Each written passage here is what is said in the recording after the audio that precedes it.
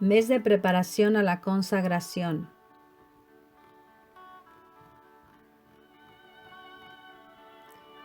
Durante este mes, por una media hora, empápate pues de los escritos de San Luis María de Montfort e intenta imitar su heroica vida mariana y misionera.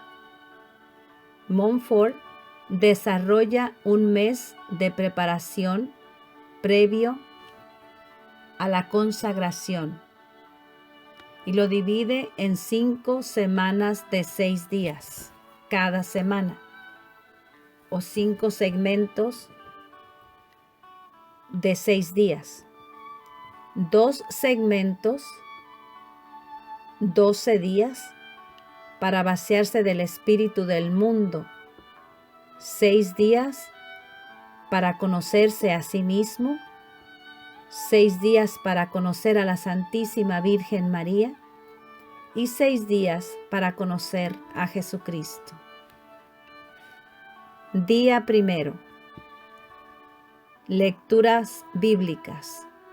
San Mateo 5, del 1 al 12, y San Lucas 6, 24 al 26. Nos dice la palabra de Dios en el Evangelio de San Mateo capítulo 5, versículos del 1 al 12. Cuando Jesús vio a las multitudes, subió al monte, y después de sentarse, sus discípulos se acercaron a él, y abriendo su boca les enseñaba diciendo: Bienaventurados los pobres de espíritu, porque de ellos es el reino de los cielos. Bienaventurados los mansos, porque ellos poseerán en herencia la tierra. Bienaventurados los que lloran, porque ellos serán consolados. Bienaventurados los que tienen hambre y sed de justicia, porque ellos serán saciados. Bienaventurados los misericordiosos, porque ellos alcanzarán misericordia. Bienaventurados los limpios de corazón, porque ellos verán a Dios. Bienaventurados los que buscan la paz, porque ellos serán llamados hijos de Dios. Bienaventurados los perseguidos por causa de la justicia, porque de ellos es el reino de los cielos. Bienaventurados seréis cuando los injurien, los persigan y digan con mentira toda clase de mal contra ustedes por mi causa. Alégrense y regocíjense, porque su recompensa será grande en los cielos. Palabra de Dios, te alabamos, Señor. Del Evangelio según San Lucas, capítulo 6, versículos 24 al 26. Pero ay de ustedes los ricos, porque habéis recibido vuestro consuelo. Ay de ustedes los que ahora están hartos, porque tendrán hambre. Ay de los que ríen ahora, porque tendrán aflicción y llanto. Ay cuando todos los hombres hablen bien de ustedes, pues de ese modo trataron sus padres a los falsos profetas. Palabra de Dios, te alabamos, Señor.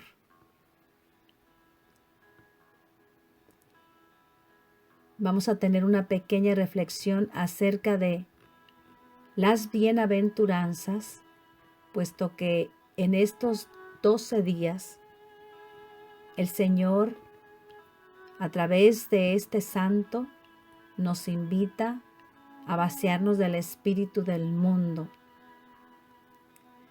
Las bienaventuranzas, nos dice el Catecismo de la Iglesia Católica, están en el centro de la predicación de Jesús.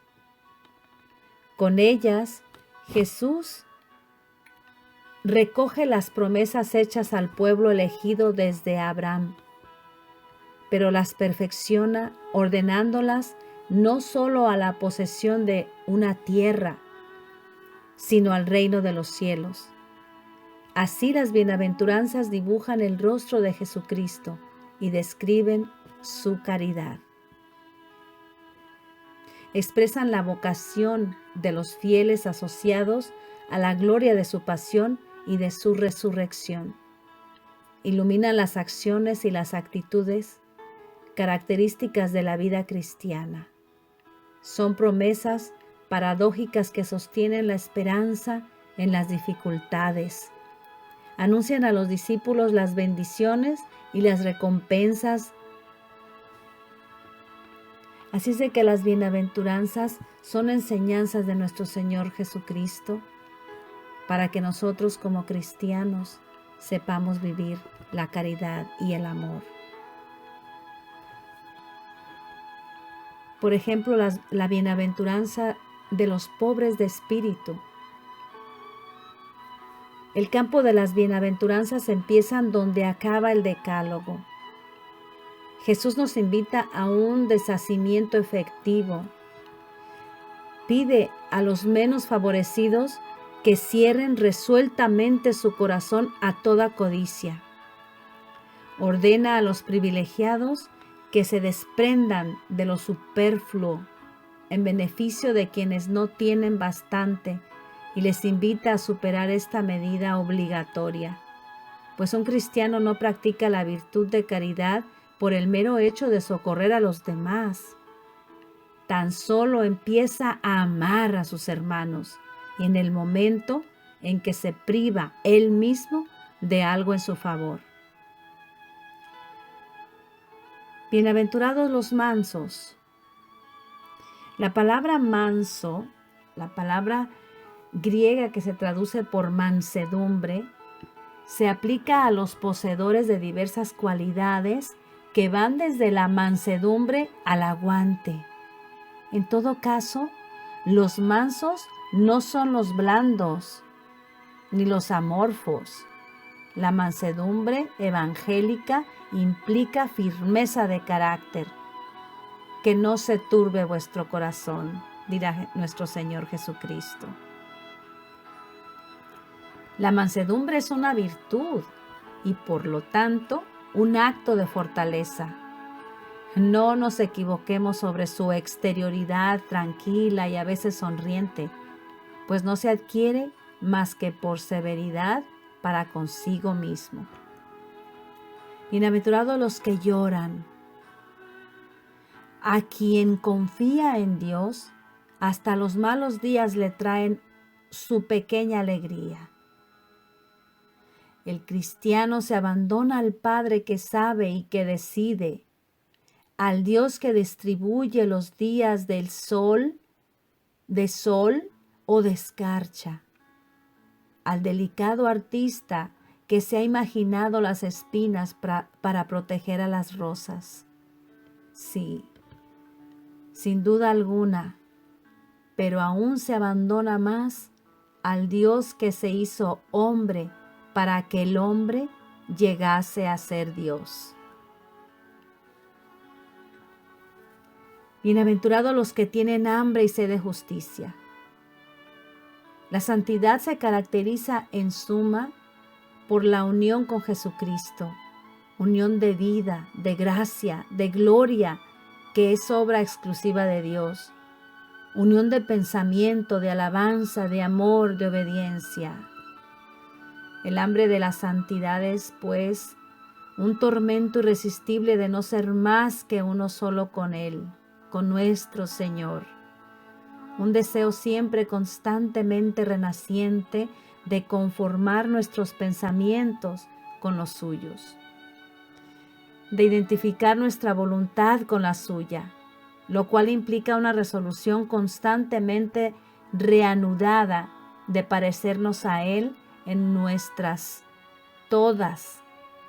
todas nuestras acciones.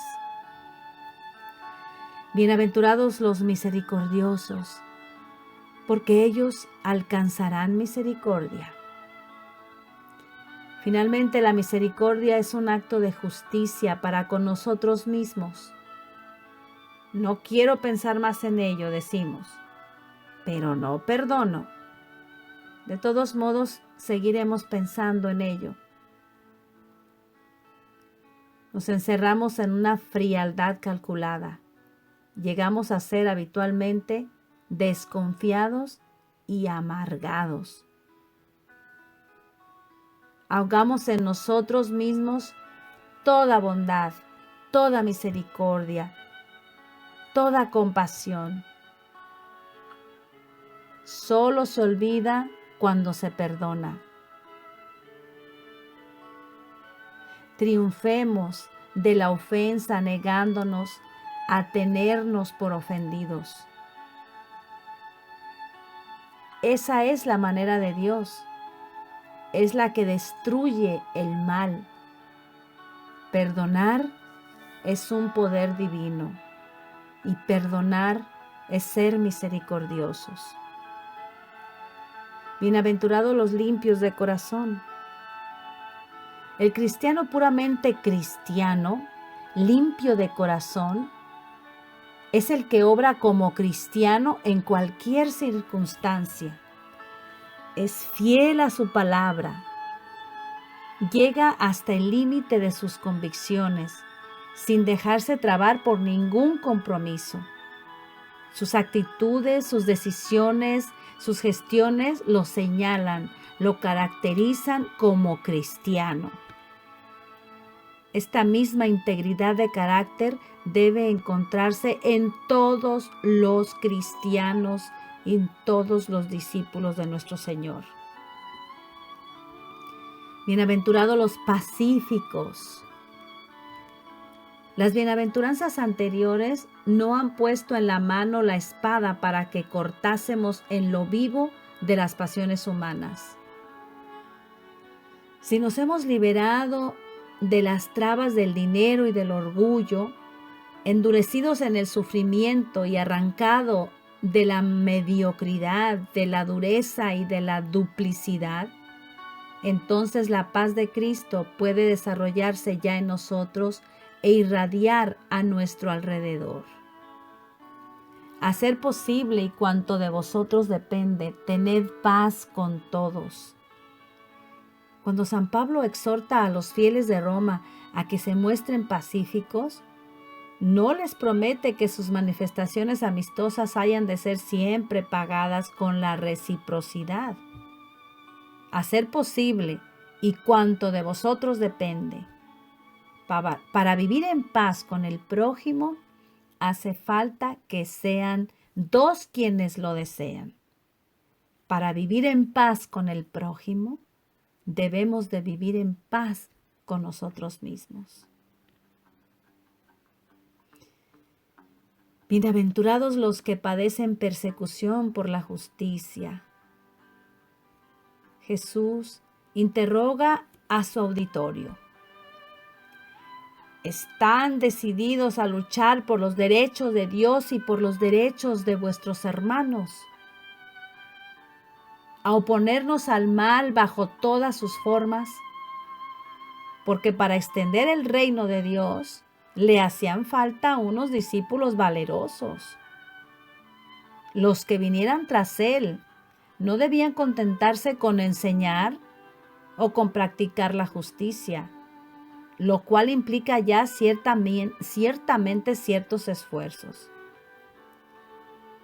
Yo he vencido al mundo, dice el Señor. Nos ha dicho, sintámonos pues dichosos a pesar de la fatiga, del recelo y de los tratos injuriosos, pues que tenemos la seguridad de la victoria del Evangelio. Por último, bienaventurados a los que los insulten y los persigan, o con mentira digan mal contra ustedes por mí. Alégrense y regocíjense, porque grande será en los cielos su recompensa. Pues si así persiguieron a los profetas que hubo antes de ustedes, nosotros los cristianos tenemos todavía algo más que Moisés y los profetas. El Hijo de Dios se hizo hombre para compartir su filiación divina. Toda su predicación estuvo orientada hacia esta vida nueva y eterna, otorgada a los que creyéramos en Él. Miren qué hermosas las bienaventuranzas. Las bienaventuranzas son esperanza para nosotros los cristianos. Vamos ahora a tener la lectura del Tratado de la Verdadera Devoción en los numerales 227, 213 y 214. Dice el numeral 227. Quienes deseen abrazar esta devoción particular, no erigida aún en cofradía, aunque sería mucho de desear que lo fuera, dedicarán, como he dicho en la primera parte de esta preparación al reinado de Jesucristo, 12 días por lo menos a vaciarse del espíritu del mundo, contrario al de Jesucristo, y 3 semanas en llenarse de Jesucristo por medio de la Santísima Virgen. Para ello podrán seguir este orden.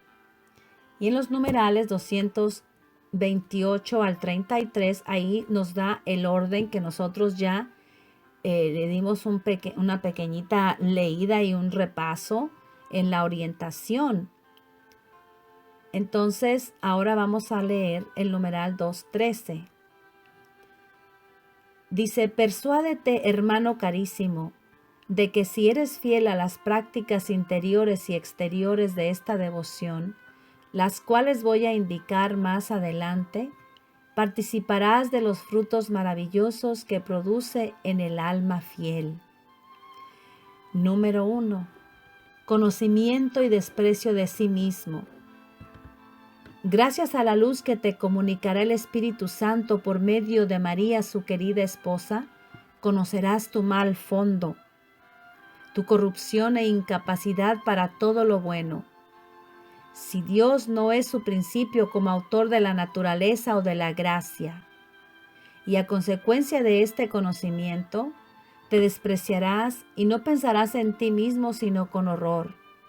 Te considerarás como un caracol que todo lo mancha con su baba, como un sapo que todo lo emponzoña con su veneno, o como una serpiente maligna que solo pretende engañar. En fin, la humilde María te hará partícipe de su profunda humildad, y mediante ella te despreciarás a ti mismo, no despreciarás a nadie, y gustarás de ser menospreciado. Numeral 214. La participación en la fe de María. La Santísima Virgen te hará partícipe de su fe, la cual fue mayor que la de todos los patriarcas, profetas, apóstoles y todos los demás santos. Ahora que reina en los cielos, no tiene ya esa fe, porque ve claramente todas las cosas en Dios por la luz de la gloria. Sin embargo, con el conocimiento del Altísimo, no la ha perdido al entrar en la gloria, la conserva para comunicarla a sus más fieles servidores en la iglesia peregrina. Por lo mismo, cuanto más te granjees la benevolencia de esta augusta princesa y virgen fiel, tanto más reciamente se cimentará toda tu vida en la fe verdadera. Una fe pura que hará que no te preocupes por lo sensible y lo extraordinario. Una fe viva y animada por la caridad que te hará obrar siempre por el amor más puro. Una fe firme e inconmovible como una roca que te ayudará a permanecer siempre firme y constante en medio de las tempestades y tormentas. Una fe penetrante y eficaz que como misteriosa llave maestra te permitirá entrar en todos los misterios de Jesucristo, las postrimerías del hombre y el corazón del mismo Dios. Una fe intrépida que te llevará a emprender y llevar a cabo sin titubear grandes empresas por Dios y por la salvación de las almas. Finalmente, una fe que será tu antorcha encendida, tu vida divina, tu tesoro escondido de la divina sabiduría y tu arma omnipotente, de la cual te servirás para iluminar a los que viven en tinieblas y en sombras de muerte, para inflamar a los tibios y necesitados del oro encendido de la caridad, para resucitar a los muertos por el pecado, para conmover y convertir con tus palabras suaves y poderosas los corazones de mármol y los cedros del Líbano, y finalmente para resistir al demonio y a todos los enemigos de la salvación. Ahora vamos a leer el propósito. Todos los días tienen un propósito. El propósito de hoy dice, trataré de vivir como María en Belén las bienaventuranzas de la pobreza en los momentos en los cuales no consigo lo que considero necesario o útil para mí y para los demás. Debemos de pensar en cómo vivía la Santísima Virgen María, cómo viviría allá en Belén. Acuérdense dónde nació Jesucristo. Jesucristo nació en un establo, en un lugar donde guardaban los animalitos en la noche. Pensemos en eso, ¿no? En el nacimiento de nuestro Señor Jesucristo allá en la cueva de Belén y en nuestra Madre Santísima, una jovencita, casi una niña, y tener que pasar por todo eso, por esa gran prueba. Meditemos en ese hecho, en este día, como el propósito del día. Y la jaculatoria. Felices los pobres, porque de ustedes es el reino de Dios. Y se encuentra en el Evangelio de San Lucas 6:20. Felices, dichosos, bienaventurados los pobres, porque de ustedes es el reino de Dios. Para terminar, hagamos una pequeñita oración. Señor de los cielos y de la tierra, que alimentas los pájaros del campo y no olvidas nada de lo que has creado. Te pedimos por todos los hombres que pasan hambre, injusticia, persecución, etc., para que descubran en tu palabra la fuerza que los conforte y encuentren hermanos que sacien sus necesidades. Señor, te pedimos que por la intercesión de nuestra Santísima Madre, la Virgen María, que nuestra cercanía y apoyo a las demás personas que sufren les haga experimentar el amor de Jesucristo. Te lo pedimos a ti que vives y reinas por los siglos de los siglos. Amén.